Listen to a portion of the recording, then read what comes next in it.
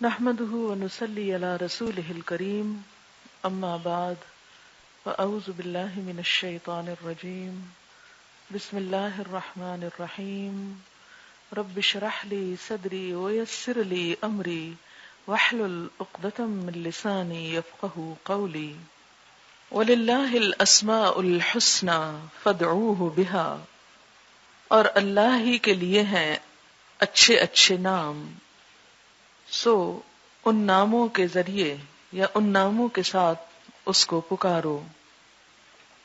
اس آیت میں دو لفظ استعمال ہوئے ہیں، الاسماء الحسنى۔ اسماء اسم کی جمع ہے اور حسنى اس کی صفت جو مؤنث ہے۔ یہ لفظ اردو میں بھی اسی طرح استعمال ہوتا ہے، یعنی اس کے ترجمے کی بجائے اس کی اوریجنل عربی میں ہی اسماء حسنہ یا اسماء الحسنہ کہتے ہیں۔ اردو میں جب ہم بولتے ہیں اسماء الحسنہ تو یہ بولنا نحوی اعتبار سے، گرامر کے اعتبار سے غلط ہے۔ آپ ذرا سوچیں کہ جب ہم بولتے ہیں اسماء الحسنہ تو کیا بن جاتا ہے؟ اسماء نام اور حسنہ خوبصورت چیز، عموماً خوبصورت لڑکی کے لیے استعمال ہوتا ہے عام معنوں میں، جیسے ہمارے ہاں بعض لڑکیوں کا نام حسنہ بھی رکھا جاتا ہے، جیسے کبرا صغرا اسی وزن پر ہے حسنہ۔ تو اس طرح معنی کے اعتبار سے یہ ترکیب درست نہیں ہے، یوں کہنا اسماء الحسنہ۔ آپ یوں کہہ سکتے ہیں اگر اردو میں استعمال کریں اسماء حسنہ، یہ اردو ترکیب ہوگی۔ اسماء یہ کے اوپر چھوٹی حمزہ ڈال کے اور ال کے بغیر حسنہ۔ یہ اس لیے اصلاح کروانا چاہتی ہوں کہ آپ آئندہ اگر کسی سے بھی اس موضوع پہ بات کریں تو ترکیب درست استعمال کریں۔ اگر عربی ترکیب استعمال کرنے لگے ہیں تو الاسماء الحسنى، اور اگر اردو تو اسماء حسنہ، اور اس سے مراد ہیں خوبصورت نام، اچھے اچھے نام، مراد ہیں اللہ تعالی کے نام۔ حقیقی معنی میں اللہ تعالی کا نام یعنی اسم ذات صرف ایک ہی ہے، اور وہ ہے اللہ۔ جیسے کہ آپ نے گرامر میں پڑھا ہوگا، اسم ذات اور اسم صفت۔ اسم ذات ہوتا ہے کسی بھی چیز کا اصلی نام، مثلا آپ کا اصلی نام ساجدہ حامدہ ہو سکتا ہے، لیکن ضروری نہیں کہ آپ نماز پڑھنے والی ہوں یا اللہ کی تعریف کرنے والی ہوں۔ وہ نام اگرچہ ایک صفاتی نام ہے لیکن آپ کا ذاتی نام ہے، اور اس کے ساتھ مثلا آپ ذہین ہیں یا غبی ہیں، خوبصورت ہیں یا بدصورت ہیں، یہ سب صفات ہیں جو آپ کی پہچان کرواتی ہیں۔ قابل ہیں، محنتی ہیں مثلا۔ تو بالکل اسی طرح اللہ تعالی کا اصل نام اللہ ہے، جس کا روٹ الہ ہے، اور عام خیال کے مطابق اللہ اصل میں الہ تھا، جس پر الف لام تعریف کا ہے، یعنی الالہ جو اللہ بن گیا۔ یہ تو ہے اس کا اصل نام۔ اگر یہ نام لکھا جائے تو آپ غور فرمائیں گے کہ اس کے تمام حروف اوپر کو اٹھتے ہیں، الف بھی، لام بھی، پھر بیچ کی لام جو دوسری دفعہ آتا ہے، پھر ہے بھی۔ تو یہ عموماً جو ہے لکھی جاتی ہے عربی میں ایک خط، وہ یوں بھی لکھی جاتی ہے، یعنی ایسے کر کے، ایسے کی بجائے ایسے کر کے ایسے، تو وہ اس خط میں ہے بھی اوپر کو چلی جاتی ہے۔ تو اس سے ایک لطیف سی بات یہ بھی سمجھ میں آتی ہے کہ اللہ تعالی کی شان بہت بلند ہے، حتیٰ کہ اس کے اصل نام کے جو حروف ہیں وہ سب بھی بلندی کی طرف اٹھتے ہیں۔ اس میں کوئی بھی چیز پڑی نہیں، لیٹی نہیں، نیچے کو نہیں، بلکہ اوپر ہی اوپر کو جا رہی ہے۔ بولنے میں بھی آپ دیکھیں کہ اللہ کا لفظ حمزہ سے شروع ہوتا ہے اور ہا پہ اینڈ ہوتا ہے، جو مخارج میں سے سب سے آخری مخرج ہے، اقصی حلق، ہا، اور بالکل وہ ایک طرح سے دل کے ساتھ جا کر لگتا ہے۔ اس لیے جب اللہ کا لفظ استعمال کریں تو کوشش کریں کہ اس کو شعوری طور پر اپنے اصل مخارج کے ساتھ ادا کریں۔ اللہ، اللہ، جس طرح ہم اردو یا پنجابی میں بولتے ہیں اللہ تعالی، اللہ میں ہم لام تک آ کے رک جاتے ہیں اور اس کو کھڑی زبر ڈال کے ایک حرف مس کر جاتے ہیں۔ تو اگرچہ مراد یا مفہوم تو یہی ہے، اللہ ہی ہے، لیکن اس کی وہ تاثیر یا اثر دل پر، زندگی پر نہیں ہوتا۔ تو آپ کوشش کریں شعوری طور پر، مصنوعی کوشش بھی نہ کریں، تصنع بھی نہ کریں، کیونکہ اس سے بھی تاثیر ختم ہو جاتی۔ تصنع کیا ہے کہ آپ بلا وجہ گلا پھاڑ رہے ہیں اور ایک مشقت میں مبتلا نظر آتے ہیں۔ نہیں، بہت احترام کے ساتھ اللہ، اور پھر اللہ تعالی، اس کی ہستی، اس کے اس نام کا عموماً مفہوم الہ کا جو روٹ بتایا جاتا ہے الف لام ہے، اور الہ کا مطلب ہوتا ہے حیران کرنا، حیرت زدہ کرنا۔ تو مراد اس سے کیا ہے؟ اگرچہ اس کی اور بہت سی تعویلیں اور تفسیریں کی گئی ہیں، لیکن اگر ہم اختصار کرتے ہوئے صرف ایک ہی معنی کو لیں تو مراد اس سے کیا ہے؟ وہ ذات جو حیران کر دے۔ اور حقیقت یہ ہے کہ اللہ تعالی نے اتنی کثرت کے ساتھ ایسی چیزیں تخلیق کی ہیں اور ایسے دلائل کائنات کے اندر چھوڑے ہیں کہ انسان کسی ایک چیز کی بھی تہ میں جائے، اگر مثلاً ایٹم کی یا ایک سیل کی، تو انسان حیران ہو کر جائے کہ کس طرح اس کی تخلیق کتنے پرفیکٹ طریقے سے اور کتنی بہترین طریقے سے ہوئی، اور یہ کوئی انسان یا کوئی اور ہستی کر نہیں سکتی۔ بہرحال اللہ کا لفظ اللہ تعالی کا اسم ذات ہے، جبکہ اس کے اسماء صفات کئی ایک ہیں، سینکڑوں ہیں، جو قرآن حکیم میں اور احادیث میں وارد ہوئے ہیں۔ انہی کو اسماء حسنی کہا جاتا ہے۔ حافظ ابن حجر عسقلانی نے فتح الباری شرح صحیح بخاری، اس میں امام جعفر بن محمد صادق اور سفیان ابن عیینہ اور بعض دوسرے اکابر امت سے یہ بات نقل کی ہے کہ اللہ تعالی کے صفاتی نام 99 نام، صفاتی 99 نام تو صرف قرآن مجید ہی میں مذکور ہیں، لیکن احادیث کا مطالعہ کیا جائے تو یہ تعداد 99 سے بڑھ جاتی ہے۔ قرآن پاک میں جو نام اللہ تعالی کے 99 استعمال ہوئے ہیں، ان کی تفصیل ہی میں بتاؤں گی، جبکہ احادیث میں وارد ہونے والے اسماء حسنی کی تعداد بھی زیادہ ہے اور ان کا احاطہ بھی فی الوقت میرے لیے مشکل تھا کہ ان سب کی بھی ایک لسٹ بنائی جائے، لیکن انشاءاللہ آئندہ اس نہج پہ کوشش کرتے ہوئے ان اسماء کو بھی جمع کیا جا سکتا ہے۔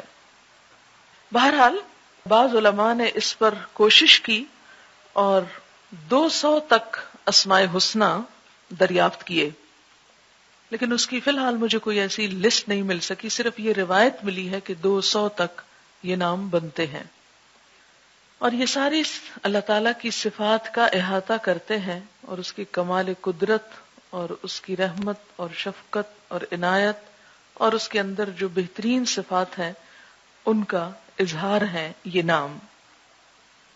ان ناموں کی فضیلت ایک تو خود ابھی اس آیت میں جو قرآن پاک کی میں نے آپ کو بتائی اس سے پتہ چلتی ہے کہ وَلِلَّهِ الْأَسْمَاءُ الْحُسْنَى فَادْعُوهُ بِهَا، یہ فضیلت ہے، اور اس کے استعمال کا طریقہ بھی اللہ نے بتا دیا کہ نمبر 1 فضیلت کیا ہے کہ اللہ کے نام بہت اچھے ہیں، وَلِلَّهِ الْأَسْمَاءُ الْحُسْنَى، تو کسی بھی اچھی چیز کو اپنانا، اسے اپنی زندگی کا حصہ بنانا انسان کے لیے فائدہ ہی فائدہ ہے۔ دوسری طرف ان ناموں کو ہم کریں کیا؟ تو سب سے بہترین جو ان کا استعمال ہے یا ان کے ساتھ تعلق ہے وہ قرآن ہی نے بتایا کہ فَدْعُوهُ بِهَا، ان ناموں کے ذریعے اللہ ہی کو پکاریں، اللہ کی رحمت کو جوش میں لائیں۔ حدیث سے بھی ہمیں پتہ چلتا ہے کہ ان ناموں کا یاد کرنا اور ان کو پڑھنا برکت کا سبب ہے، جنت میں داخلے کا سبب ہے۔ بخاری اور مسلم کی حدیث ہے، ان ابی ہریرہ قال قال رسول اللہ صلی اللہ علیہ وسلم ان للہ 99 اسما 100 الا واحدا من احصاها دخل الجنہ۔ حضرت ابو ہریرہ رضی اللہ تعالی عنہ سے روایت ہے کہ رسول اللہ صلی اللہ علیہ وسلم نے ارشاد فرمایا کہ اللہ تعالیٰ کے 99 نام ہیں، یعنی ایک کم 100 نام، تاکید کے لیے 99 کے بعد ایک کم 100 یعنی 100 - 1، جس نے ان کو محفوظ کیا، من احصاہا، احصا ہوتا ہے کسی چیز کی حفاظت کرنا، اسے گن لینا، اسے شمار کرنا، اسے زبانی یاد کر لینا، یعنی ان کو یاد کیا، ان کی نگہداشت کی، حفاظت کی، دخل الجنہ، وہ جنت میں داخل ہوگا۔ تو گویا ان ناموں کو یاد کرنا، انہیں پڑھتے رہنا، ان کا مذاکرہ کرنا، ان کو اپنی زندگی میں محسوس کرنا، ان کے عکس کو اپنے اندر جذب کرنا، یہ ایک پسندیدہ عمل ہے۔ اس لیے دین کے طالب علم کو ان ناموں کا مطلب اور ان کے ذریعے اللہ سے تعلق کو مضبوط کرنے کا طریقہ آنا چاہیے۔ اب یہ جو 99 نام ہیں یہ حدیث میں بیان ہوئے ہیں، اور بات یہ ہے کہ پھر وہ جو ابھی تعداد 200 کا ذکر ہوا اس کا کیا ہوگا؟ تو کیا صرف 99 ہی ہیں یا احادیث میں بھی آئے ہیں تو 200 کیوں نہیں کہا گیا؟ تو اس میں اس کا جواب یہ ہے کہ ہیں تو زیادہ، لیکن اگر کوئی یہ 99 بھی کر لیتا ہے تو اس کے لیے بھی جنت ہے۔ یعنی حدیث میں جو آتے ہیں 99 نام، اگر یہ 99 نام کوئی یاد کر لیتا ہے تو اس کے لیے جنت کا وعدہ ہے۔ اور یاد کرنے سے مراد یہاں رٹنا یا حفظ کرنا نہیں لفظ آیا، احصاہا، ان کا احاطہ کیا، یعنی ان پر غور و فکر کیا، ان کو یاد کیا، ان کو ذہن میں حاضر کیا، ان کے ساتھ ایک تعلق استوار کیا، یہ مراد ہے۔ یا ان اسماء حسنہ کے جو تقاضے ہیں، یہ جو ہماری زندگی سے مطالبہ کرتے ہیں، ان تقاضوں کو اگر پورا کیا تو جنت میں جانے کا سبب بنے گا۔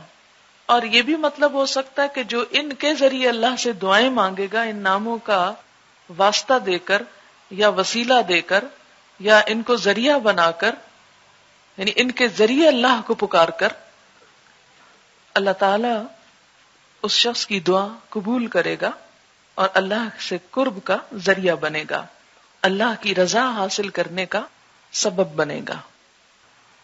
اچھا جناب، اب یہ نام آپ کے سامنے ہے، اب ان میں سے ایک ایک نام کو ہم دیکھتے ہیں۔ پہلی بات یہ کہ اپنی نیت کو خالص کر لیں کہ جو کچھ میں پڑھنے جا رہی ہوں صرف اللہ کی رضا کے لیے۔ دوسری بات یہ کہ یہ صرف ایک ابتدائی تعارف ہے، یہ احصاء یا احاطہ نہیں ہے، صرف سوچنے کے لیے یا اللہ کی اس صفت کو محسوس کرنے کے لیے ایک کلو ہے یا کنجی ہے یا ایک رستہ دکھایا جا رہا ہے۔ اس کو سامنے رکھتے ہوئے مزید زندگی بھر آپ غور و فکر کرتے رہیں گے۔ تو ہم شروع کرتے ہیں۔ بسم اللہ الرحمن الرحیم۔ هو اللہ الذی لا الہ الا ہو، اللہ وہ ذات ہے کہ نہیں کوئی الہ مگر وہی. اللہ اور الہ لفظ کی پہلے وضاحت گزر چکی. اب ہے الرحمن، نہایت مہربان، فعلان کے وزن پر. رحمان مبالغے کا صیغہ، بے حد مہربان، بہت ہی زیادہ رحم فرمانے والا. یہ اللہ تعالی کا یہ نام اللہ تعالی کی خاص صفت رحمت کو واضح کرتا ہے، اس کے حد درجہ لطف و کرم کو ظاہر کرتا ہے، اتنا کہ اس سے بڑھ کر کسی رحمت کا تصور ہی نہیں کیا جا سکتا. یعنی فعلان وہ مبالغے کا صیغہ کہ جس کے اوپر کوئی اور ہے نہیں. تو جب اللہ تعالی رحمان ہے تو اس سے بڑھ کر کوئی اور مہربان ہے ہی نہیں. اور اس کی وضاحت جیسا کہ ایک اور روایت میں بھی ہوتی ہے کہ اللہ تعالیٰ 70 ماؤں سے بڑھ کر پیار کرنے والا ہے. یعنی ماں کی محبت اور رحمت سے مثال دے کر بات کو سمجھایا گیا کہ اگر اس کو آپ یوں سمجھیں کہ اگر کسی بندے کی، کسی بچے کی نگہداشت کے لیے 70 مائیں متعین ہو جائیں، کسی بھی شخص کی کیئر اور حفاظت اور اس کا خیال رکھنے کے لیے اگر 70 لوگ ہوں اور وہ بھی عام لوگ نہیں، ماں جیسی محبت رکھنے والے، تو اس شخص کی اہمیت اور اس کی بھلائی اور بہتری اور خیر خواہی کا پھر کیا ٹھکانا، کیا عالم. کیا وہ کبھی اس کو کوئی نقصان پہنچ سکتا ہے، یا وہ بھٹک سکتا ہے، یا وہ کسی بھی محرومی کا شکار ہو سکتا ہے، کسی بھی اذیت کا؟ ہرگز نہیں. لیکن بات یہ ہے کہ اللہ تعالیٰ نے اپنی اس رحمت کے 99 حصے آخرت کے لیے رکھے ہیں.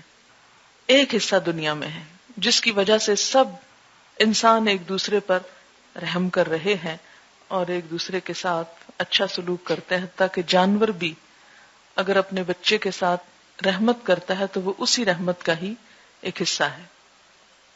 پھر آپ دیکھیں کہ الرحمن بہت ہی مہربان. ہر نام کے ساتھ جہاں ہمیں اللہ تعالی کی رحمت، اللہ تعالی کی اس خاص صفت کو محسوس کرنا ہے، اللہ کی ذات کے اندر کمال درجے کے ساتھ، وہاں ہمیں اپنے آپ کو بھی دیکھنا ہے، اپنے گریبان میں بھی نظر ڈالنی ہے، اپنے آپ کو بھی پرکھنا ہے کہ یہ تو اللہ کی صفت ہے، میرا رب ایسا ہے، لیکن اس کے ساتھ مجھے جو تعلق کا دعویٰ ہے، تو جب رب مہربان ہے تو مجھے کیا ہونا چاہیے؟ جواب میں مجھے کیا کرنا چاہیے؟ جو مجھ سے 70 ماؤں سے بڑھ کر مہربان ہے، کیا جواب میں میرا فرض نہیں بنتا کہ میں بھی اس کے ساتھ ہر مخلوق سے، حتیٰ کہ ماں جس کا حق اللہ کے بعد سب سے زیادہ ہے، تو ہر مخلوق سے 70 درجے اور ماں کے حق سے بھی 70 درجے آگے بڑھ کر اس کی اطاعت کروں، اس کو راضی کرنے کی کوشش کروں، اسے خوش کروں. مجھے بھی جواب میں اسی کی ذات کو سب سے زیادہ اہمیت دینی ہے. 70 دفعہ بھی اگر کوئی مجھے برائی کی طرف بلائے، میرے سامنے 70 تعویلیں بھی ہوں، 70 ترغیبات بھی ہوں، تو بھی مجھے اپنے رب ہی کی طرف جھکنا ہے. بعض اوقات لوگ اپنے احسان جتاتے ہیں نا کہ ہم نے تمہارے ساتھ ایسا اور ایسا کیا، دیکھو تم کیا کر رہے ہو. تو فوراً سوچیں کہ اللہ نے تو مجھے میری ماں سے بھی 70 گنا بڑھ کر مجھ پہ رحمت کی، مجھے محبت دی، تو وہ کہاں، اور اس شخص کا احسان کہاں کہ اس کی وجہ سے میں اسے خوش کرنے کا کام تو کروں اور اللہ کو خوش کرنے کا کام نہ کروں. کسی بھی گناہ کو دل چاہے، کسی بھی برائی کی طرف رجحان ہو اور 70 فائدے بھی اس کے نظر آئیں، تو بھی اللہ کا حکم مان لیا جائے، اگرچہ بظاہر اس کا ایک فائدہ بھی نظر نہ آئے. الرحمن، حد سے زیادہ مہربان، الرحیم، اتنا مہربان کہ پھر اسی صفت کی تاکید، الرحیم، نہایت رحم کرنے والا۔ رحیم فعیل کے وزن پر ہے، بمعنی فاعل، بہت رحم کرنے والا۔ یعنی اگر انسان اس کی رحمت اور محبت سے نکلے بھی تو آگے بھی اسی کی رحمت اور محبت ہے۔ ہم اس سے بے نیاز اس کی رحمت سے ہو سکتے ہی نہیں۔ ہم ایک لمحہ بھی اس کی رحمت، اس کی توجہ اور اس کی عنایت کے بغیر قائم نہیں رہ سکتے، زندہ نہیں رہ سکتے۔ ہر طرف ہے تو اسی کا احسان اور اسی کی رحمت، اس سے آگے کچھ بھی نہیں۔ اور اگر مجھے کسی انسان کی عنایت، توجہ، شفقت، حتیٰ کہ ماں کی یا باپ کی یا بہن بھائیوں، دوستوں، عزیزوں کی بھی حاصل ہو رہی ہے کسی بھی جگہ سے، کسی کی طرف سے بھی، تو وہ بھی دراصل اللہ ہی کی رحمت ہے جو اللہ نے اس بندے کے دل میں میرے لیے ڈال دی۔ تو اصل احسان اللہ کا ہے۔ اگر اللہ ماں کے دل میں محبت نہ ڈالے تو کوئی دنیا کی طاقت، کوئی بڑے سے بڑا انعام وہ محبت خرید کے نہیں دے سکتا، کوئی بڑے سے بڑی چیز بھی۔ جس طرح بچہ ماں کو ستاتا ہے، یہ ماں ہی ہے کہ خوشی خوشی سب کچھ برداشت کر جاتی ہے۔ اگر اللہ نے اس کے اندر یہ حوصلہ نہ ڈالا ہو، یا کسی بھی انسان کے اندر آپ کے ساتھ مہربانی کرنے، یعنی دوسرے لفظوں میں کوئی مہربانی کسی بھی انسان کی جو کسی بھی موقع پر آپ وصول کرتے ہیں، کسی بھی شکل میں کوئی مہربانی، کوئی کرم نوازی جو کوئی انسان آپ کے ساتھ کر سکتا ہے، وہ دراصل اس کے دل میں ہمارے رب ہی کی ڈالی ہوئی مہربانی ہے۔ نبی صلی اللہ علیہ وسلم صحابہ کرام کے ساتھ حد درجہ شفیق و مہربان اور بہت ہی محبت کرنے والے تھے، بالمؤمنین رؤوف الرحیم تھے، لیکن اللہ تعالی نے کیا بتایا کہ فَبِمَا رَحْمَةٍ مِّنَ اللَّهِ لِنْتَ لَهُمْ، فَبِمَا رَحْمَةٍ مِّنَ اللَّهِ لِنْتَ لَهُمْ، اللہ کی رحمت کی وجہ سے ہی تم ان کے ساتھ نرم دل ہو۔ یہ تم بھی جو ان پر مہربانی کر رہے ہو صحابہ کرام کے ساتھ شفقت اور محبت کی، یہ اصل میں اللہ ہی کی رحمت ہے۔ فَبِمَا رَحْمَةٍ مِّنَ اللَّهِ لِنْتَ لَهُمْ وَلَوْ كُنْتَ فَظًّا غَلِيظَ الْقَلْبِ لَانفَضُّوا مِنْ حَوْلِكَ، اور دوسری جگہ کیا فرمایا؟ لَوْ أَنفَقْتَ مَا فِي الْأَرْضِ جَمِيعًا مَا أَلَّفْتَ بَيْنَ قُلُوبِهِمْ،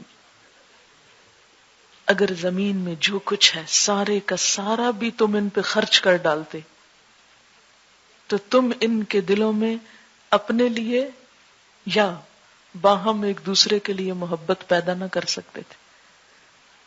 یعنی نبی صلی اللہ علیہ وسلم کے ساتھ صحابہ کرام کی محبت بھی پھر بے مثال ہے۔ ہرقل کے دربار میں ابو سفیان نے کیا کہا تھا کہ جو اس کے ساتھی اس سے محبت کرتے ہیں ایسی محبت کہیں نہیں دیکھی گئی۔ یعنی نبی صلی اللہ علیہ وسلم کی محبت صحابہ کے لیے یہ بھی اللہ کی رحمت، فَبِمَا رَحْمَةٍ مِّنَ اللَّهِ۔ پھر صحابہ کرام کی محبت نبی صلی اللہ علیہ وسلم کے لیے تو لَوْ أَنفَقْتَ مَا فِي الْأَرْضِ جَمِيعًا مَا أَلَّفْتَ بَيْنَ قُلُوبِهِمْ، اور پھر صحابہ کرام کی محبت آپس کے لیے رحماء بینہم، رحماء بینہم، یہ بھی دراصل اس کا سورس اور اس کا سرچشمہ بھی اللہ کی محبت، اللہ کی رحمت، وہ بھی اسی کے نام پر آئی۔ یہ وہی لوگ تو تھے جو آپس میں لڑتے جھگڑتے، ایک دوسرے کی جان کے دشمن، ایک دوسرے کے خون کے پیاسے، آج یہ کیا نظر آتے ہیں؟ ہو ہلکا یارا میں تو بریشم کی طرح نرم، حد درجہ شفیق اور مہربان، رحماء بینہم۔ اب ہمیں کیا کرنا ہے؟ وہی جو صحابہ کرام کو کرنا ہے، جو صحابہ کرام نے کیا۔ ایک طرف اللہ سے محبت، اللہ کی محبت، اور دوسری طرف باہم ایک دوسرے سے رحیم اور شفیق۔ جیسے نبی صلی اللہ علیہ وسلم نے فرمایا کہ قیامت کے دن سب سے زیادہ میری مجلس کے قریب، سب سے زیادہ میرے قریب، یعنی میری مجلس میں سب سے میرے قریب قیامت کے دن کون ہوں گے؟ المؤتئون اکنافا، کندھے جھکا کے رکھنے والے، منکسر المزاج، عاجزی کرنے والے بندے، الذین یألفون ویؤلفون، جو محبت کرتے ہیں اور محبت کیے جاتے ہیں۔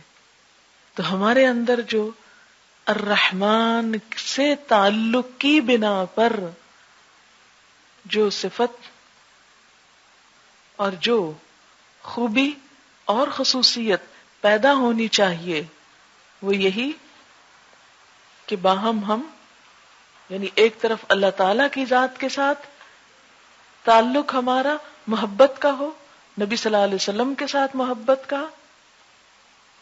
آپ دیکھیں کہ اور وہ کیوں نہ ہو، اس لیے کہ نبی صلی اللہ علیہ وسلم کے بارے میں فرمایا النبی اولا بالمؤمنین من انفسہم، نبی تو مومنوں کے لیے ان کی جانوں سے بھی بڑھ کے ان کے قریب ہے، ان پہ شفیق و رحیم ہے۔ یعنی تو ہمارے لیے بھی کہا کہ پھر اپنے والدین ہو یا اولاد ہو، یہ سارے انسان ہو، سب سے بڑھ کر ان کی محبت ہو، اور پھر باہم انسانوں کی محبت، رحماء بینہم۔ اور جیسے حدیث میں آتا ہے من لا یرحم لا یرحم، جو رحمت نہیں کرتا رحم نہیں کیا جاتا۔ آخری پاروں کی ایک صورت میں آتا ہے وتواصوا بالحق وتواصوا بالمرحمہ، مرحمہ، ایک دوسرے کو رحم کی تلقین کرتے ہیں۔ اور انسانوں کی یہ رحمت صرف انسانوں تک نہیں بلکہ جانوروں کے لیے بھی، مخلوق کے لیے بھی۔ اب دیکھیں کہ ہم اللہ تعالیٰ کی کس قدر نافرمانیاں کرتے ہیں، پھر بھی وہ اپنی رحمتیں ہم پر نچھاور کرتا ہے، رزق دیتا ہے، ہدایت دیتا ہے، سب کچھ دیتا ہے۔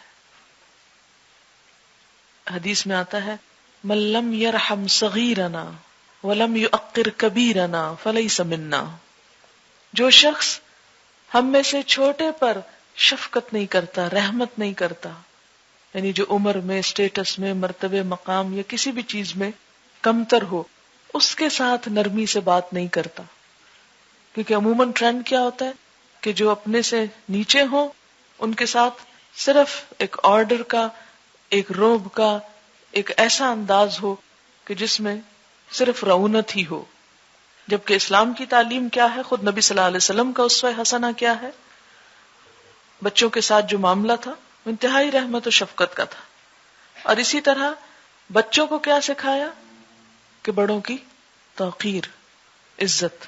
من لم یرحم صغیرنا ولم یعقر کبیرنا فلیس منا، اس کا ہم سے کوئی تعلق نہیں۔ یہی رحم نرمی سکھاتا ہے، انسان کو نرم معاملہ کرنا سکھاتا ہے۔ ایک روایت میں آتا ہے کہ نرمی ہر چیز کو حسن دیتی اور سختی ہر چیز کو بدنما بنا دیتی۔ حدیث کا مفہوم کچھ اس طرح ہے کہ جو مسئلہ بھی نرمی کے ساتھ حل کیا جائے وہ زیادہ بہتر ہے بنسبت سختی کے۔ جیسے اگر کوئی دھاگا الجھ جائے اور آپ سختی سے ایک دھاگا کھینچ کے توڑ دیں یا کھینچ ہی لیں تو کیا ہوگا، وہ گانٹھ اور پکی پڑ جائے گی اور وہ کبھی بھی آپ کھول نہیں سکتے پھر۔ اور اگر الجھے ہوئے دھاگے کو آپ سہلا کے آہستہ آہستہ صبر حوصلے کے ساتھ کھول لیں، مثلا سلے ہوئے کپڑے کو آپ الگ الگ کرنا چاہیں، ادھیڑنا چاہیں تو نرمی کے ساتھ چلیں تو پھٹے بغیر ادھڑ جاتا ہے، اور اگر آپ سختی کے ساتھ کھینچ کے اسے ادھیڑنا چاہیں تو کیا ہوگا، پھٹ تو جائے گا، بیکار تو ہو جائے گا، لیکن حاصل کچھ نہیں. تو اللہ کا الرحمن. اور آپ دیکھیں کہ قرآن پاک میں بھی سب سے پہلی صفت اللہ تعالیٰ کی الرحمن ہی آئی ہے، یعنی اللہ کے نام کے بعد بسم اللہ الرحمن، اور دوسری بھی الرحیم ہی آ گئی کہ بس رحم سے ابتدا اور رحم پر ہی انتہا، ابتدا بھی اسی سے اور انتہا بھی اسی پر. بسم اللہ الرحمن الرحیم. اگر وہ مہربان ہے تو مسلمانوں کی باہمی تعلقات اور تمام مخلوق کے ساتھ معاملہ نرمی اور شفقت اور مہربانی کا. اور جب بھی کسی پر غصہ آنے لگے اور اس کے ساتھ بد اخلاقی کو دل چاہے تو فوراً سوچیں کہ میں اللہ کے ساتھ کیسے کیسے نافرمانیاں اور کیسے کیسے گناہوں کا ارتکاب کرتی ہوں، اور اس کے باوجود اللہ تعالیٰ اپنا رزق مجھ سے نہیں روکتا، مجھے دی ہوئی زندگی اس نے ختم نہیں کر دی، وہ سب کچھ دیے چلے جا رہا ہے. اور قرآن پاک میں بھی آپ نے دیکھا کہ منافقین کو آخر تک چانس دیا جاتا رہا کہ کسی طرح وہ پلٹ آئیں، اور بالآخر جب معاملہ حد سے گزر گیا تو فرمایا وَغْلُظْ عَلَيْهِمْ، لیکن وہ علاج کے طور پر، آخری چارہ کار کے طور پر. تو الرحمن الرحیم، اگر ہمارا رب ایسا ہے تو اس کے ہم بندے کیسے ہوں؟ الرحمن الرحیم کے بندے، رحم اور شفقت کرنے والے، سنگ دل، بد مزاج، تند خو نہیں. کچھ مزاجوں کے اندر طبعی فطری سختی ہوتی ہے، اور شاید وہ سختی صحابہ کرام کے دور جاہلیت سے بڑھ کر نہ ہو.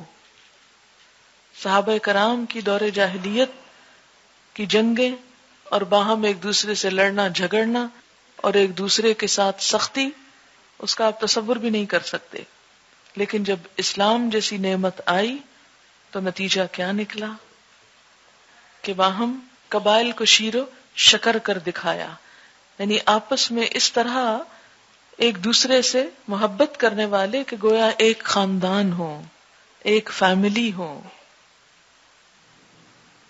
انصار اور مہاجرین کی باہم محبت اور ایک دوسرے کے ساتھ تعاون کی مثالیں تو آپ دیکھ ہی چکے ہیں. کونوا عباد اللہ اخوانا، اللہ کے بندو باہم بھائی بھائی بن جاؤ. جس طرح ایک بھائی دوسرے بھائی کے لیے رحیم و شفیق ہوتا ہے، اسی طرح مسلمان کے لیے مہربان ہوتا ہے. وہ اس سے بے نیاز نہیں رہ سکتا، اس کے دکھ درد پر وہ تڑپ اٹھتا ہے. ایک جسم کی طرح کہ اگر ایک عضو کسی بخار یا درد میں مبتلا ہو تو سارا جسم بخار اور درد کے ساتھ اس کا ساتھ دے گا. یہ ہو نہیں سکتا کہ انسان پھر خود غرض رہ سکے یا بخیل ہو سکے یا دوسروں سے بے نیاز ہو، کیونکہ اللہ کی صفات پڑھ کر ہمیں اپنے اندر بھی کچھ صفات پیدا کرنی ہے. ٹھیک، اور وہ صفات ہم آہنگ ہوں گی اللہ کی صفات کے. صحیح تعلق دو طرفہ اسی وقت مضبوط ہوتا ہے کہ جب آمنے سامنے کا معاملہ ہو. اگر اللہ الرحمن اور الرحیم ہے اور آپ اس سے دوستی کرنا چاہتے ہیں، اس سے تعلق کرنا چاہتے ہیں، اور آپ سنگ دل اور غلیظ القلب ہو، تو کیسے تعلق ہو سکتا ہے اللہ کے ساتھ؟ ہو ہی نہیں سکتا. تو اللہ تعالی کے ساتھ بہترین تعلق استوار کرنے کے لیے ضروری ہے کہ اللہ کی صفات پر غور و فکر کرتے ہوئے ان صفات کے مطابق اپنے طرز عمل کو بدلا جائے. اگر طرز عمل نہیں بدلے گا تو اس کے ساتھ تعلق درست نہ ہو سکے گا، آپ اس کے محبوب بندے نہ بن سکیں گے. دنیا میں بھی آپ دیکھیں کہ جب آپ کسی انسان سے دوستی کرتے ہیں تو اسی بنا پہ دوستی ہو سکتی ہے جب آپ کو اس میں اپنے والی خصوصیات نظر آئیں کہ نہیں. اگر ٹوٹلی اپوزٹ قسم کی خصوصیات ہوں اور کوئی بھی چیز کامن نہ ہو تو تعلق نہیں رہ سکتا. اس کا یہ مطلب ہرگز نہیں کہ ایک شخص دوسرے کی فوٹو کاپی ہوگا یا ہم شکل ہوگا یا بالکل ہی ہم عمر ہوگا کہ ایک ہی دن کی پیدائش اور ڈیٹ آف برتھ ہو، یا ایک ہی اسٹیٹس ہوگا، یا ایک ہی بیک گراؤنڈ ہوگا، یہ ضروری نہیں ہے. تو اللہ سے تعلق میں بھی یہ چیزیں نہیں کامن، نعوذ باللہ کہ ہستی میں کوئی برابری ہو یا کوئی کسی بھی اور چیز میں برابری. لیکن جب تک ان صفات کا عکس ہم میں نہ آئے ہم اللہ کی نگاہوں میں جچ نہیں سکتے. جیسے آپ کسی انسان کی نگاہ میں جچ نہیں سکتے جب تک آپ اس کے معیار پہ پورے نہیں اترتے. آپ کے اندر وہ چیز اسے نہیں نظر آتی جو اس کا ایک خاص معیار ہے. اب دیکھیں نا کہ عموماً دوستی کب ہوتی ہے؟ جب کچھ چیزیں کامن ہو. اسی لیے کہا جاتا نا کہ انسان اپنے دوست سے پہچانا جاتا ہے کہ وہ خود کیا چیز ہے، کیونکہ دوستی انسان اسی سے کر سکتا ہے کہ جس سے دوستی کی جا رہی اس کے اور اس کے درمیان کوئی کامن کیریکٹرسٹکس یا خوبیاں یا عادات یا کوئی بھی چیز ایک جیسی ہو. اگر ہم اللہ تعالی سے بھی تعلق قائم کرنا چاہتے ہیں تو یہ نہیں ہو سکتا کہ اللہ کی پسند تو کچھ اور ہو اور ہماری پسند اس کے بالکل برعکس ہو. پھر ہم اللہ سے تعلق کے قابل نہیں ہو سکتے. یعنی کوئی سنگ دل انسان، بے رحم انسان، مخلوق پہ سختی کرنے والا انسان اللہ کا دوست نہیں ہو سکتا. اللہ کا دوست وہی ہو سکتا ہے جس کے دل میں بندوں کے لیے رحم اور شفقت ہو. حضرت انس سے روایت ہے کہ حضور صلی اللہ علیہ وسلم نے فرمایا، کیا میں تمہیں ایسے لوگ نہ بتاؤں جو نہ نبی ہوں گے نہ شہید، لیکن اللہ کے ہاں ان کا مقام اتنا اونچا ہوگا کہ نبی اور شہید بھی ان کو دیکھ کر خوش ہوں گے. وہ نور کے خاص ممبروں پر بیٹھے ہوں گے اور پہچانے جائیں گے. صحابہ نے پوچھا، یا رسول اللہ صلی اللہ علیہ وسلم وہ کون لوگ ہوں گے؟ آپ نے فرمایا کہ وہ لوگ جو اللہ کے بندوں کو اللہ کا محبوب بناتے ہیں اور اللہ تعالیٰ کو اس کے بندوں کا محبوب بناتے ہیں. یعنی بندوں کو اللہ سے جوڑتے ہیں اور بندوں کے اندر ایسی صفات پیدا کرتے ہیں کہ اللہ ان بندوں سے محبت کرے. زمین پر بھلائی پھیلاتے ہیں. حضرت انس فرماتے ہیں کہ میں نے پوچھا کہ یہ بات تو سمجھ میں آتی ہے کہ اللہ تعالیٰ کو اس کے بندوں کا محبوب بنائیں، لیکن یہ سمجھ میں نہیں آ رہا کہ اللہ کے بندوں کو اللہ کا محبوب کس طرح بنائیں گے. اللہ کے بندوں کو اللہ کا محبوب کہ اللہ بندوں سے پیار کرے. آپ نے فرمایا کہ وہ اللہ کے بندوں میں دین کی طلب پیدا کرتے ہیں، ان کو برے کاموں سے روک دیتے ہیں، اور وہ کام جو اللہ کو پسند ہیں اس کا حکم ان کو دیتے ہیں. اور جب بندے اللہ کے پسندیدہ کام کرنے لگتے ہیں تو وہ اس کے محبوب بن جاتے ہیں. یعنی جب وہ بندوں کے دل میں اللہ کی محبت پیدا کر دے اور بندے اللہ کی محبت میں کام کرنے لگے تو اللہ کے محبوب ہو جائیں گے. یہ بہقی کی روایت ہے. اسی حدیث سے مفہوم لیتے ہوئے اللہ کی صفات کو پڑھتے ہوئے یہ چیز ذہن میں رہے کہ وہ صفات اللہ کے بندوں میں بھی پیدا کرنی ہے. اپنے اندر تو کرنی ہی ہے، پھر اللہ کے بندوں کے اندر، تاکہ اللہ کے بندوں کو اللہ کا محبوب بنایا جا سکے ایک اچھے تعلق کی وجہ سے. اور پھر اللہ کو اس بندے پر کتنا پیار آتا ہوگا جو خود بھی اللہ سے محبت کرے. اللہ اور اللہ کے بندوں کے دل میں بھی اللہ کی محبت پیدا کرے. ایک شخص ہے جو صرف خود اللہ سے محبت رکھتا ہے، بہت اچھی بات ہے، لیکن اس کی خوش قسمتی کا کیا ٹھکانہ کہ جو دوسروں کے دل میں اللہ کی محبت کی لو لگائے، ایک روشنی جگائے. تو جو بندہ اور بندوں کے دل میں اللہ کی محبت پیدا کرے پھر وہ اللہ کا کس قدر محبوب ہوگا. بہرحال اب آپ نے کیا کرنا ہے؟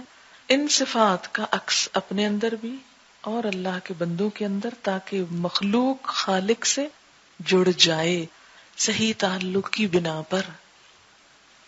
الرحمن الرحیم الملک، حقیقی بادشاہ، ال کی وجہ سے خاص بادشاہ، حقیقی بادشاہ، اس لیے کہ پوری دنیا کی تخلیق اس نے کی، نظام وہ چلا رہا ہے، تو بادشاہ بننے کا بھی مستحق وہی ہے. اور کوئی مانے یا نہ مانے اصل بادشاہ ہے ہی وہ، کیونکہ باقی ساری بادشاہتیں تو ختم ہو جانے والی ہیں. آج تک دنیا میں کتنی ہی بادشاہتیں آئیں اور گئیں، اگر ہسٹری پڑھیں تو کتنی ڈائنسٹیز گزری، لیکن اللہ تعالیٰ کی بادشاہت ہمیشہ سے ہے اور ہمیشہ رہے گی، دنیا میں بھی اور آخرت میں بھی. اب آپ دیکھیں کہ اگر ہم اللہ کی اس صفت کی وجہ سے اللہ سے تعلق رکھنا چاہیں تو کسی بادشاہ کے ساتھ تعلق رکھنے والے یا اس کا قرب چاہنے والے کی کیا خصوصیت ہوتی ہے.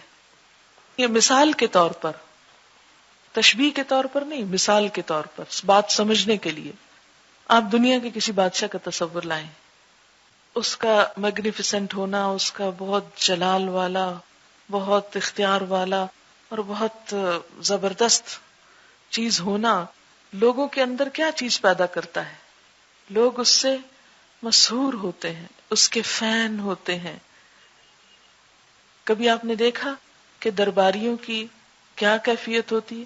کسی شخص کو بادشاہ سے ملاقات کا موقع مل جائے یا کسی کو بادشاہ بلا لے اپنے پاس تو اس عام بندے کی خوشی کا کیا ٹھکانہ ہوتا ہے کہ مجھے بادشاہ نے بلایا، میں بادشاہ کی دعوت پہ جا رہا ہوں، بادشاہ سے ملاقات کے لیے جا رہا ہوں.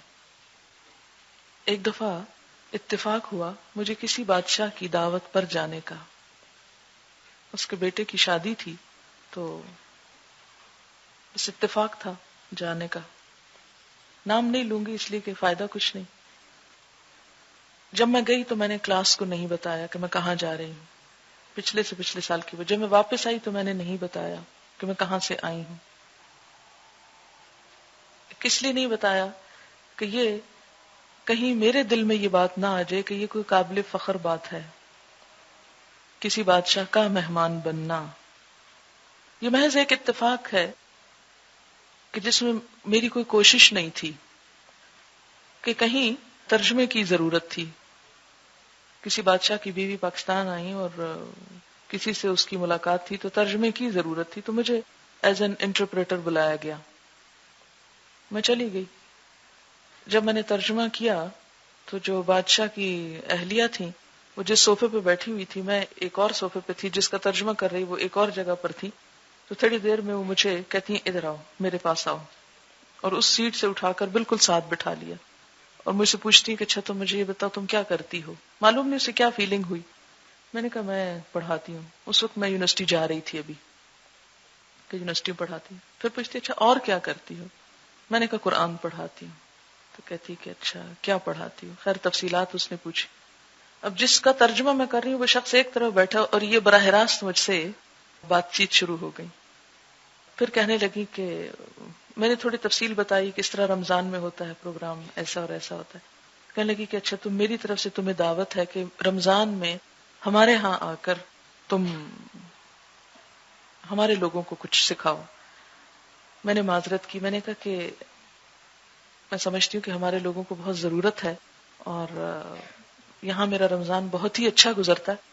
اگر آپ کہیں تو رمضان کے علاوہ میں کسی وقت آ سکتی ہوں، لیکن رمضان میں نہیں، کیونکہ رمضان کا مہینہ ایک ایسا مہینہ ہوتا ہے کہ جب ہر ایک کا رجحان اللہ کی طرف ہوتا ہے، اور اگر اس مہینے کو ضائع کر دیا جائے تو گویا آپ سمجھے کہ سارے سال کا کام ایک طرف اور وہ ایک مہینہ ایک طرف. میرا ذاتی فائدہ کہ ایک بادشاہ کی دعوت پر میں ایک ایسی جگہ پر جاؤں اور وہ کروں، دنیاوی لحاظ سے بہت گلیمر تھا اس میں، لیکن اس کو میں نے کہا کہ نہیں مجھے یہی کام کرنا. لیکن پھر کسی وقت بہرحال جب اس کے بیٹے کی شادی ہوئی تو اس شادی پر پھر جو دعوت نامہ آیا تو اس میں مجھے بھی جانا تھا. بہرحال ہم شادی اٹینڈ کرنے کے لیے گئے اور سب کچھ دیکھا. تو میں سارا وقت میں تو اپنے تبلیغی نقطہ نظر سے ہر چیز کا جائزہ لیتی رہی کہ لوگوں کے اس وقت ایکسپریشنز کیا ہیں، لوگوں کے ساتھ کیا سلوک کیا جا رہا ہے، کس طرح ان کو ریسیو کیا جا رہا ہے، کس طرح. کیونکہ جب ہم لوگ ایئرپورٹ پہ پہنچے تو وہ خود ایئرپورٹ پر موجود تھیں مہمانوں کے استقبال کے لیے. تو سارا دن وہ ایئرپورٹ پر ہی رہیں کہ مختلف ممالک سے جو وفد آ رہے تھے ان کو وہ پرسنلی ریسیو بھی کر رہی تھی. خیر اس سے میں سارا وقت جنت کا اور آخرت کا اور اللہ کی مہمانی کا اور اس کی بادشاہت کا اور اس کے سارے اسی میں ہی گم رہی کہ وہ کیا چیز ہوگی. اور جب اس کو سوچا تو اس دنیا کی بادشاہت کا 1% بھی مروب نہیں کر سکا. دل میں ایک لمحے کے لیے بھی نہ حسرت آئی، نہ خیال آیا، نہ ہی کوئی چیز امپریس کی کہ ہائے ان کے پاس اتنا ہے اور یہ ہے اور یہ کچھ بھی نہیں. کیونکہ جب بندے کی نظر کہیں اور ہو تو پھر باقی چیزیں، یہ نہیں کہ حقیر سمجھنا، نہیں، جو جس کا احترام ہے، جو جس کا مقام ہے وہ اپنی جگہ ہے. لیکن اس سے مجھے الملک کے ساتھ ایک تعلق اور تعلق والوں کو سمجھنے کا موقع ملا. کس قدر خوشامد کرتے ہیں لوگ، کس قدر ادب آداب، کس قدر جھکنا، کس قدر آگے پیچھے ہونا اور پاؤں زمین پہ نہ ٹکنا کہ ہم بادشاہ کے ساتھ ساتھ ہیں. تو میں سوچتی ہوں کہ جو انسان اللہ کو الملک مانتا ہے پھر اس کے دل میں اللہ کے ساتھ تعلق رکھنے کا کیسا شوق ہو سکتا ہے، اور اس کے ساتھ تعلق رکھ کر پھر اس کی خوش قسمتی اور اس کے نصیب کا کیا ٹھکانہ. تو وہی بادشاہ حقیقی ہے، اور اس بادشاہ حقیقی کے ساتھ تعلق کا ایک ادب ہے، ایک احترام ہے، ایک شان ہے، اسے ملحوظ رکھنا بھی ضروری ہے. اور پھر کہ جب انسان اللہ کو بادشاہ مان لیتا ہے تو دنیا کے بادشاہ ان سے مروب نہیں ہوتا، متاثر نہیں ہوتا، ان سے مفاد یا فائدے اٹھانے کے لیے اپنے اللہ کے تعلق کو کمزور نہیں کرتا، بلکہ اللہ سے تعلق ہر حال میں اہم ترین چیز رہتا ہے. کوئی بھی دنیاوی بادشاہت جو ہوتی ہے، یہ بادشاہ ہونا جو ہوتا ہے، وہ دنیاوی آرام اور راحت اور خوشیوں اور عزت اور دنیا کی جو چیزیں انسان سوچ سکتا ہے ان سب چیزوں کا ایک نچوڑ ہوتا ہے نا. کہ دنیا میں انسان، یعنی جیسے جنت کا ایک نظارہ ہے کہ جنت میں ہر خواہش پوری ہوگی. آپ کسی بادشاہ کے مہمان ہو، آپ کی ہر خواہش پوری ہوگی، آپ جو چاہیں فرمائش کریں، جو چاہیں آرڈر کریں، جو چاہیں طلب کریں، جو چاہیں تمنا کریں. لیکن دنیا کے بادشاہوں کی ایک لمٹ ہوتی ہے نا، اس لیے وہ اپنی لمٹ کے اندر ہی وہ تمنائیں پوری کر دیں. لیکن اللہ کے خزانے تو بہت وسیع ہیں، جو سب دے کے بھی کچھ ختم نہیں ہوتا اس میں سے. تو جو شخص کسی دنیا کے بادشاہ سے تعلق رکھ کے اپنے آپ کو بڑا سیکیور محسوس کرتا ہے، بڑا پراؤڈ فیل کرتا ہے، اگر وہ اللہ کی بادشاہت کا تصور کرے اور اس سے تعلق کا اور قیامت کے دن اللہ کا مہمان ہونے کا اور اس حفاظت کا، تو انسان کے دل میں دنیا کی کسی بھی چیز کی خواہش باقی نہیں رہتی. ہر چیز فیک، معمولی اور پھیکی لگنے لگتی ہے. کوئی چیز پھر انسان کو اٹریکٹ نہیں کر سکتی. لیکن اگر وہ تصور دھندلا ہوگا تو یہاں کی چیزیں آپ کو کھینچیں گی اور آپ اپنے مقصد سے غافل ہو جائیں گے. الملک. پھر عموماً آپ دیکھیں گے کہ دنیا کے بادشاہوں کی بادشاہت کے ساتھ طرح طرح کے افسانے اور کہانیاں اور کرپشن کے قصے، ظلم و ستم کی داستانیں اور کئی ایک کہانیاں مشہور ہوں گی. لیکن القدوس، وہ بادشاہ ہوتے ہوئے نہایت پاکیزہ. دنیا کے آپ کسی بادشاہ کا نام نہیں لے سکتے کہ جس کی ذات کے ساتھ کوئی افسانہ یا کوئی اسکینڈل مشہور نہ ہو یا سنا نہ جا سکے. کیونکہ جب کسی انسان کے اندر بہت سا اقتدار آتا ہے، قوت آتی ہے، عروج آتا ہے، یا اس کے ساتھ دنیا کی ہر چیز پر اس کا ہاتھ ہوتا ہے، تو پھر اسے ظلم سے استعمال کرے، کسی بھی طریقے سے استعمال کرے، وہ اس کو اپنے لیے جائز سمجھتا ہے، اور اس طرح حدود پر قائم رہنا مشکل ہو جاتا ہے. لیکن اللہ جو بادشاہ ہے وہ ساتھ القدوس بھی ہے، نہایت پاکیزہ، کہ جس میں دنیا کے بادشاہوں والی کوئی کجی، کوئی عیب، کوئی خرابی، کوئی چیز نہیں پائی جاتی. القدوس، نہایت پاکیزہ، ہر برائی سے پاک، ہر کمزوری سے پاک، ہر عیب سے پاک. القدوس. اس کے فرشتے اس کی عبادت میں لگے ہوئے، وہ سب بھی نہایت پاکیزہ. اگر کوئی بندہ اس سے تعلق رکھنا چاہتا ہے تو پھر اس کے لیے لازم ہے کہ وہ اپنے آپ کو برائیوں سے بچائے، کیونکہ وہ تو پاکیزہ ہے اور پاکیزہ لوگوں ہی کو پسند کرتا ہے.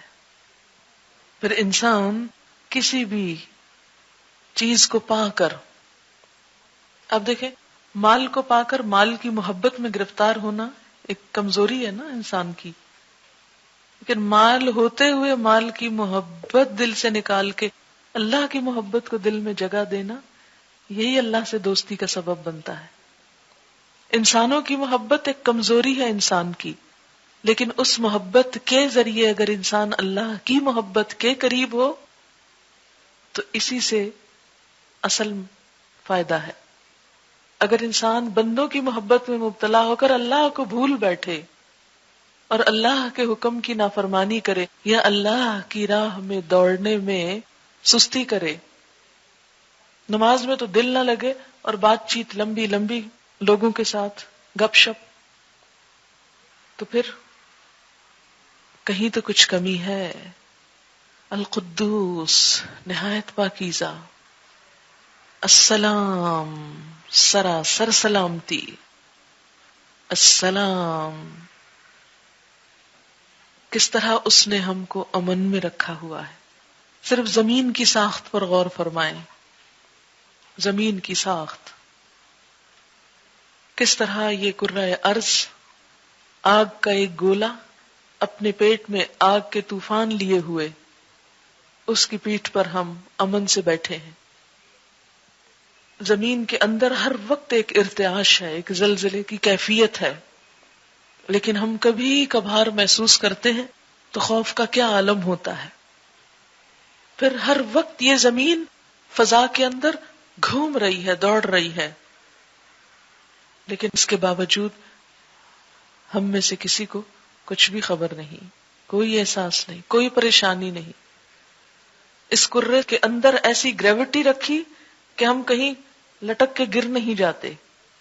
بعض اوقات ایسی کنڈیشن ہوتی ہے کہ ہم اگر فضا میں اپنے آپ کو دیکھیں تو سروں کے بل لٹکے ہوئے، لیکن ہمیں کبھی اس کا احساس نہیں ہوتا. کس طرح اس نے ہمیں فزیکلی بھی امن کے ساتھ رکھا ہوا ہے. پھر آپ دیکھیں کہ دوسرے سیاروں کے ساتھ ٹکرانے کا کتنا خطرہ اور خدشہ موجود ہے. پھر ہماری حفاظت کے لیے کس طرح ایک ہوا کا غلاف بنا رکھا ہے کہ دوسرے ستاروں سیاروں کے ٹوٹ کر یہاں پہنچنے سے پہلے ہی وہ سب کچھ باؤنس ہو جاتا ہے، ختم ہو جاتا ہے، واپس ہو جاتا ہے. تو السلام، سلامتی دینے والا یا سراسر سلامتی. اور پھر اس کی اس صفت السلام کا ہم پر کیا اثر ہونا چاہیے کہ ہم بھی مسلم بن کر رہیں. مسلم ہمارا بھی شعار ہو، کائنات کی ہر چیز اس کے السلام ہونے کا اظہار کر رہی ہے. ان گنت ستارے سیارے اپنے اپنے کام میں لگے ہوئے ہیں کہ مسلم ہیں، اس کے فرما بردار ہیں. اس دنیا کے اندر سلامتی ہو نہیں سکتی جب تک کہ بندہ مسلمان بن کے نہ جیے. اور مسلم کی ڈیفینیشن کیا ہے؟ المسلم من سلم المسلمون من لسانہ و یدہ. مسلمان وہ ہیں جس کے ہاتھ اور زبان سے دوسرے مسلمان سلامتی میں رہیں. المؤمن امن دینے والا یا ایمان دینے والا. ایمان کا سرچشمہ بھی اسی کی ذات ہے اور امن بھی وہیں سے ہے، اور اس کا خلیفہ ہونے کی حیثیت سے زمین کے اوپر اللہ کا نائب ہونے کی حیثیت سے میرا فرض بھی کیا بنتا ہے کہ میں خود بھی امن کے ساتھ رہوں اور دوسروں کے لیے بھی پرامن ماحول قائم رکھوں.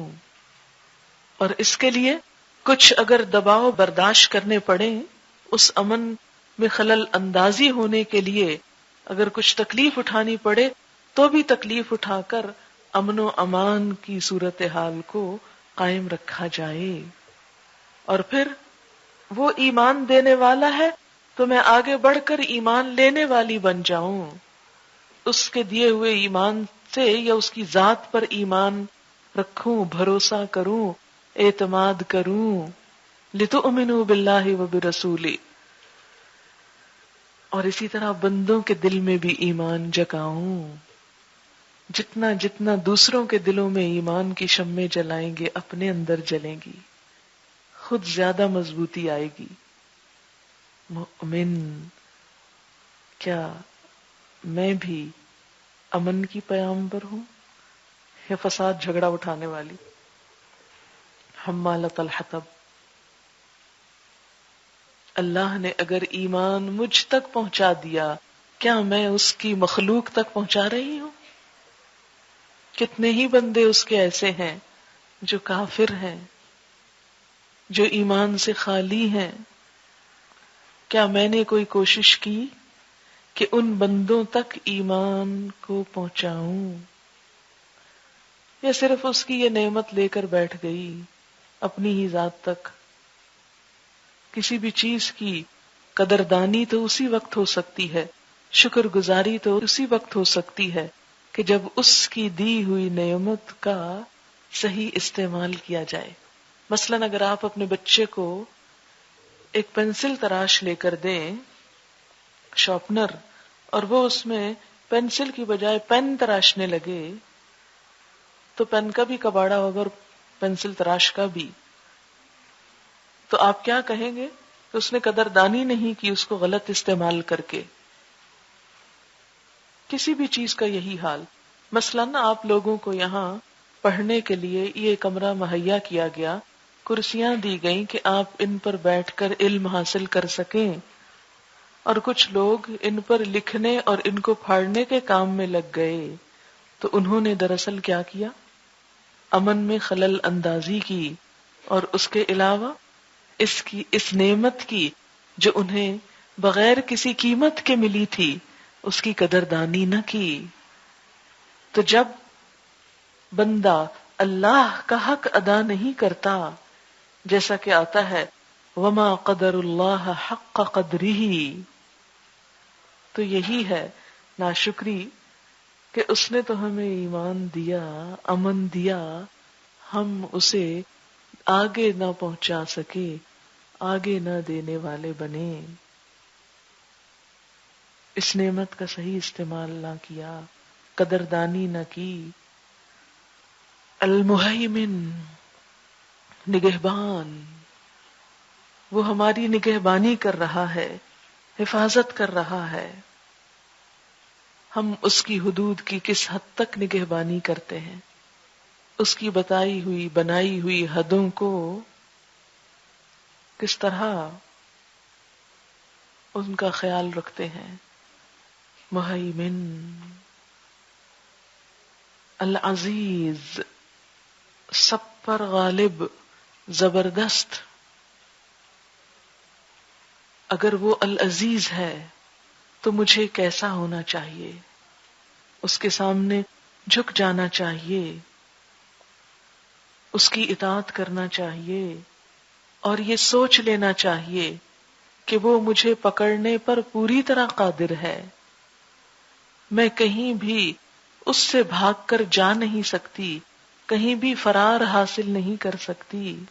العزیز،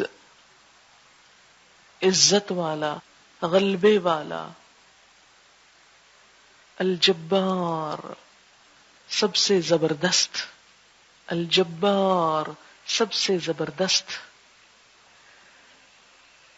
یہ اس لیے بتایا گیا کہ کہیں انسان اس کی صفت رحمت کو دیکھتے ہوئے منمانی نہ کرنے لگے، گناہوں میں شیر نہ ہو جائے، اور یہ نہ سوچے کہ میں جو چاہوں کر لوں، اللہ تعالیٰ تو رحمان و رحیم ہے، نہیں، وہ دوسری طرف الجبار بھی ہے، بہت زبردست بھی ہے، المتکبر، بڑائی اور بزرگی والا، بڑا ہی ہو کر رہنے والا۔ یہ تو بس اللہ ہی کی صفت ہے۔ کسی بھی بڑے کے سامنے چھوٹا کیا کرتا ہے؟ عاجزی سے رہتا ہے۔ اگر کوئی کمزور ہستی کسی کی بڑائی چھیننے لگے، بڑا بننے لگے، تو وہ اس کو زیب ہی نہیں دیتی۔ کوئی بھی انسان جب ایسا کوئی کام کرے کہ جس کا وہ اہل نہیں، تو وہ چیز اس کو بدنما بنا دیتی ہے۔ ایک شخص جو کچھ بھی پڑھا لکھا نہ ہو، اگر استاد بننے کی کوشش کرے تو وہ اس کام کو آسان طریقے سے ادا نہ کر سکے گا، اس کو بدنما بنا دے گا۔ بڑائی صرف اللہ کی صفت ہے، بڑا ہو کر رہنے والا صرف وہ ہے، اسی کا حق ہے۔ تکبر اسی کے لائق ہے۔ اگر کوئی انسان جو حقیقت میں چھوٹا ہے، اگر تکبر کرنے کی کوشش کرے گا، بڑا بننا چاہے گا، تو کیا ہوگا؟ یہ تکبر اس کو بدنما بنا دے گا۔ اگر اللہ المتکبر ہے تو مجھے سب سے بڑھ کر عاجز بن جانا چاہیے، اور اس کے تکبر کو کبھی بھی اپنی طرف لانے یا اپنے اندر لانے کی کوشش نہیں کرنی چاہیے۔ جیسا کہ روایت میں آتا ہے، اس کا مفہوم کچھ اس طرح ہے کہ تکبر میری چادر ہے، یعنی بڑائی صرف اللہ کو زیب دیتی۔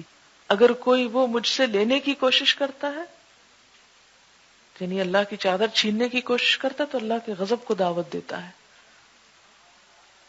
یعنی وہ اللہ کی ناراضگی کو دعوت دیتا ہے، کیونکہ وہ خود المتکبر ہے، اس لیے اسے اپنے سوا کسی دوسرے کے اندر یہ صفت گوارا نہیں، کیونکہ کوئی اور اس کا اہل ہی نہیں، اس کے قابل ہی نہیں، اس پر سوٹ کرتا ہی نہیں۔ آپ دیکھیں کہ جب آپ کوئی لباس اپنے اوپر پہننے لگتے ہیں تو کیا یہ کبھی نہیں دیکھتے کہ آپ کو سوٹ کرتا ہے کہ نہیں؟ آپ نے دیکھا ہوگا کہ باقاعدہ اس چیز کی ٹریننگ دی جاتی ہے کہ کس شخصیت پر کس ڈیزائن، کس رنگ، کس مٹیریل اور کس کلر کے لباس زیب دیتے ہیں۔ پتہ نہیں آپ نے اس موضوع پر کبھی کچھ پڑھا ہے یا نہیں۔ مجھے کافی عرصہ پہلے اس پر کچھ پڑھنے کا اتفاق ہوا تھا کہ بیضوی شکل کے چہروں پر، اس رنگ کے شکلوں پر کون سے رنگ اور کون سے لباس اور کون سے ڈیزائن جو ہے وہ سوٹیبل ہوتے ہیں۔ باقاعدہ ایک فن ہے یہ۔ لباس کے معاملے میں کس قدر کانشیس ہیں ہم کہ نہیں، یہ سوٹ نہیں کرتا مجھ پر، یہ رنگ میرے لیے اچھا نہیں ہے، حالانکہ وہ بڑا خوبصورت رنگ ہو سکتا ہے۔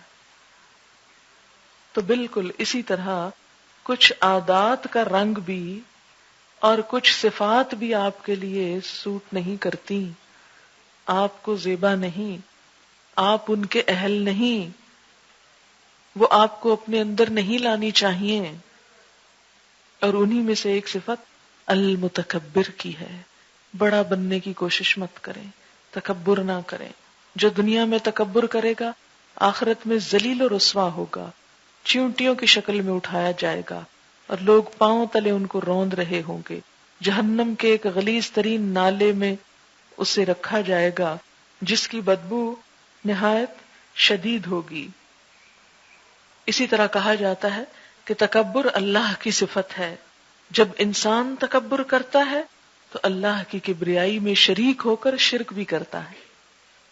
جب انسان تکبر کرتا ہے تو ایک طرح سے شرک کا ارتکاب کرتا ہے، اور اس طرح اپنے آپ پر ہی ظلم کرتا ہے، کیونکہ وہ بڑا بن تو سکتا ہی نہیں، لیکن جب وہ کوشش کرتا ہے بڑا بننے کی، جب بڑا بننے کی کوشش کرتا ہے تو اس کو زیب ہی نہیں دیتا۔